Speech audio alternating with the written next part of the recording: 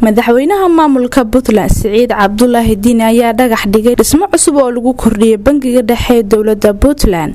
Munaasabada dhagax dhiga waxaa madaxweynaha ku weheliyay wasiirka wasaaradda howlaha guud gaadiidka iyo guryeynta maamulka bangiga dhexe ee Puntland iyo injineer ka socda shirkadda fulinaysa mashaariicdan. Madaxweyne Saciid Diin ayaa sheegay inuu ku faraxsan yahay inuu ka soo qayb galo dhagax dhiga xafladan, waxaana uu tilmaamay inuu qayb weyn ka yahay isbeddelka Puntland ay tiigsanayso horumarka bangiguna uu yahay meesha ugu muhiimsan.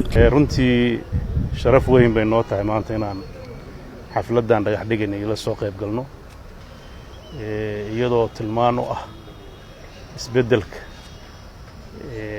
dowladda Puntland ay tiigsanayso oo ugu horeyso hay'adaha dhinaca maaliyadda ka shaqeeya iyo horumarkooda.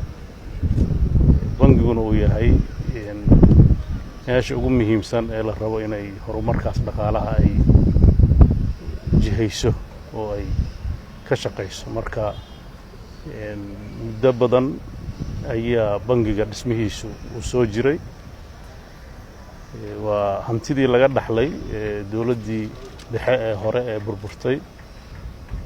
runtiina sidii loo xifdiyay oo loogu shaqeynayay maantana loo baahday in maadaama baaxadda shaqadu ay ka ballaaran sidii hore in la helo dhismo la jaan qaadi kara baaxadda shaqada ee hadda ay hayo bangigu. waxaan rajaynayaa dhismahaas inuu noqon doono dhismo buuxiya dhammaan adeegyada uu bangigu u baahan yahay in lagu qabto iyo goob munaasab ku ah in lagu shaqeeyo haddii la hayno. waan rajaynaynaa in uu sida loo qorsheeyay uu dhammaado. shirkaddana waxaan ka rajaynaynaa in ay muddada ay qabsatay iyo naqshadaba si fiican looga taxadaro oo sida ay tahay loo fuliyo haddii la haydan ka dhigo. waa mashaariic runtii dhaxalgal gaar u ah. inta badan dhismayaasha